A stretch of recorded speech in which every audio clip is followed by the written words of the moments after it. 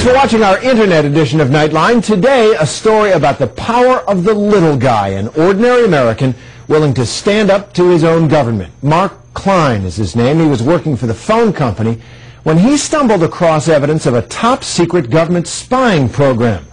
This is the story of how and why he finally decided to reveal it. He's spoken publicly for the first time to ABC's chief investigative correspondent Brian Ross in a Nightline exclusive.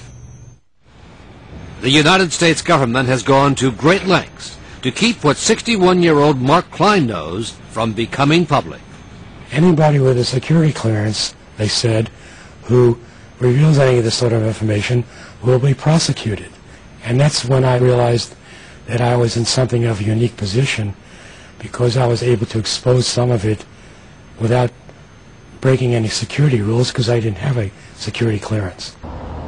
Until he retired, Klein had spent 22 years working at AT&T in San Francisco as a technician, one of the faceless backroom union technicians who keep the phone lines and the internet connections running. One day the site manager told us that we would be getting a visit from an agent of the National Security Agency. From the NSA? From the NSA. It was very explicit. The NSA, headquartered outside Washington, D.C., is the country's most secret intelligence agency, in charge of intercepting electronic communications around the world, assigned the task of tracking this country's foreign enemies. And it was strange to me that the NSA would be in a AT&T office to begin with, because it was my understanding going back to the 70s that they do foreign interception, not domestic. But Klein says he soon began to hear about a secret room being built on the 6th floor of this AT&T building, connected to cables for both foreign and domestic internet traffic. This is a picture Klein says he took of the room. The entry was highly restricted. In order to get into that room, you needed not only an ordinary key, you needed to know the code to punch into a keypad on the door. And the only person who had both of those things was the one guy who was cleared by the NSA.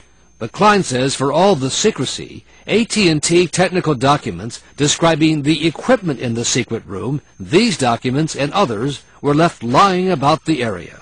So I picked them up, I looked at them, and then I almost fell out of my chair, because after I studied it a bit, I realized what they had done. Klein says the documents show how the NSA had installed what is known as a splitter in the secret room, connected to the trunk lines of 16 other major phone and internet companies. And the purpose was to make copies of all the internet traffic going through the fiber optic cables, all of it. This is domestic traffic as well as international traffic. All of it that went through the splitter was copied and sent to the secret room. So in a sense, they are vacuuming up, scooping up They are blindly vacuuming up everything going across those links. And you're certain of that? I'm certain of that. That's the physical arrangement. There's no dispute about it. You saw that? I saw that. I looked at the cables. I traced the cables. I know where they went. The documents show where they go. They go to the secret room. Our efforts are focused on links to Al-Qaeda and their known affiliates. But Klein says it wasn't until he saw President Bush speak about his administration's surveillance program that he decided to go public. And I'm watching all this, and I'm getting angrier and angrier. In other words, if Al-Qaeda or their associates are making calls into the United States or out of the United States, we want to know what they're saying. So most people hearing that would think, well, I don't make calls to Al-Qaeda, so it doesn't affect me. That's what they wanted you to think. It tried to make you think it was about phone calls. But a lot of it is also about the Internet. And it's about gobs and gobs of information going across the Internet. It affects everybody. And that's the part that they haven't let out. And that's the part that I've decided has to be uncovered. But getting the story out was easier said than done, Klein says. He first went to one of the top reporters at the Los Angeles Times, turning over all the AT&T documents he had collected. And he worked on it for weeks. It's going to be a big story. This is going to be big. And then suddenly he told me on the phone one day, it's delayed. Well, our top guy at the LA Times is going to have a meeting about this with the then Director of National Intelligence, John Negroponte.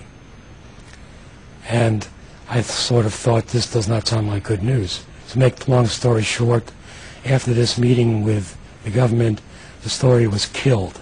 The Los Angeles Times confirms it was contacted by John Negroponte and then NSA Director Michael Hayden, now the director of the CIA. The decision to kill the story was made by then Times editor Dean Baquet, who now runs the Washington bureau of the New York Times. Baquet told Nightline he made the decision not because of any government pressure, but because Klein's facts could not be confirmed. We didn't think we had a story, he said. Was the reporter upset? Or? Yes, he was upset. But what could he do? He had to keep his job. As soon as he told me that was going on, I went to the New York Times. The New York Times did run its story, and the civil liberties group, the Electronic Frontier Foundation, filed suit against AT&T, using Mark Klein's heavily redacted account as evidence of what he called an illegal and dangerous Orwellian project. We are at war. We have enemies that want to kill us. I understand that. But this country has certain traditions of liberty. And these are not minor matters. We're not going to give those up, and we shouldn't give them up.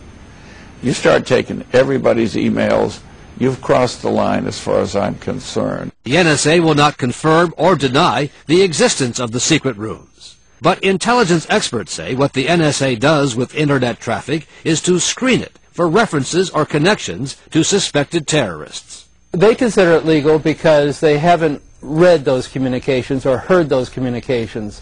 They've just put it through a computer, and it's gone in one end of the computer and out the other end of the computer. And out of the millions, there's only, maybe a 1,000 or so that they may get kicked out that actually get read. AT&T will not confirm whether this office in San Francisco or any other office in the country has secret NSA rooms copying Internet traffic. In a statement, AT&T said it is fully committed to protecting our customers' privacy. We do not comment on matters of national security. The government continues to fight to have the lawsuit over the secret rooms dismissed, saying it could, quote, cause exceptionally grave damage to the national security of the United States. Do you think in any way you're helping terrorists by revealing this operation? No, I think I'm helping defend the Constitution. The only people who are being kept in the dark is the American people, who are being misled and not realizing, not being told that their private information, that their liberties are being destroyed and trampled on.